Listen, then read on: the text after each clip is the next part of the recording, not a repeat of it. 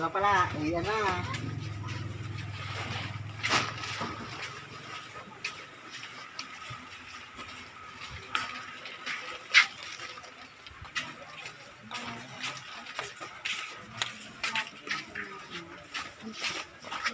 Ang seta.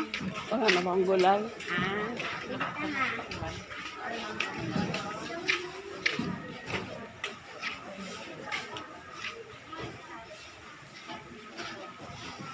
Opo. Bukas na po. Si Kaya si Kunig po.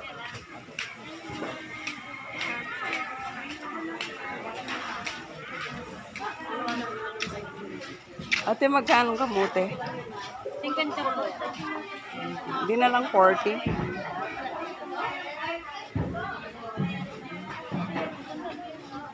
Hanggang 50 lang.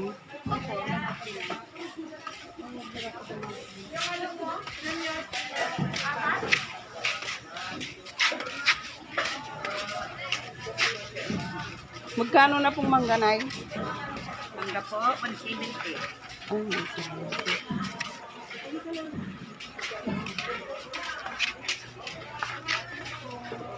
Magkano na pong kamatis? Magkano po laklak mo?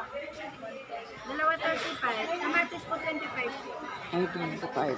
Basta itabi mo lang po muna ka. Huwag mong kabawasan mo ka.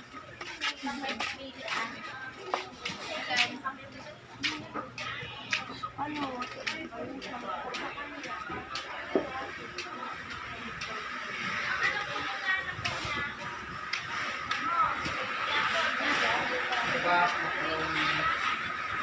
Nakagawa sa iba?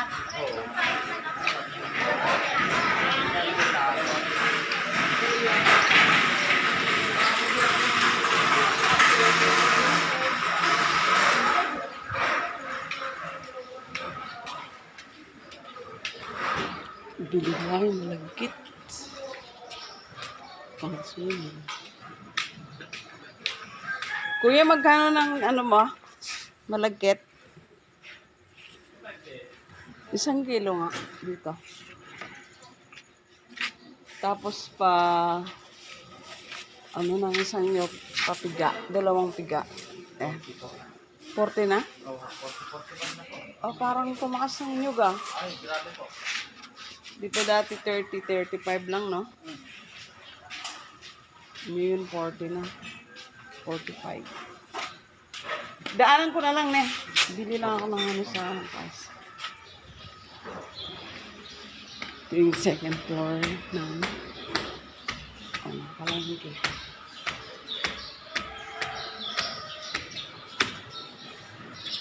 Parang sa Manila na po yung palengke natin sa ngayon.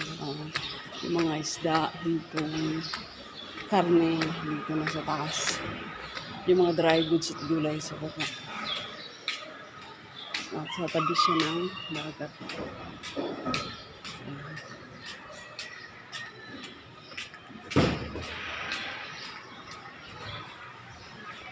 Parang dito. Ito naman yung frozen views.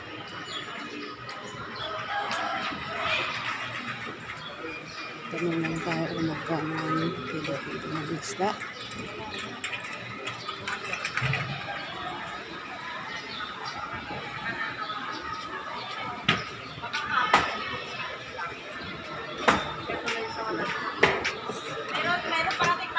Magkano ngayon yung kilo ng bonito?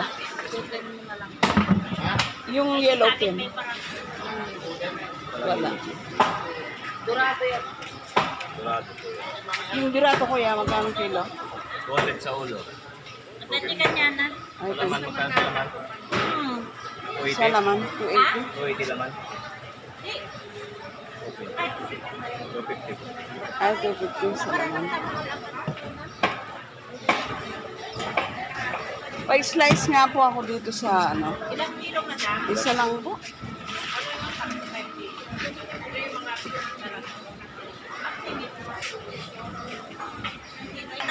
Hanggang dito na lang po tayo. Bumili na lang ako ng ulo ng dinurado. O, durado. Ayan, bali 200 po yung kilo. Para meron siya.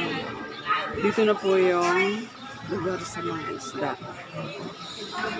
So hanggang dito na lang po. Ito yung mga fruits and foods dito sa palengke. Thank you.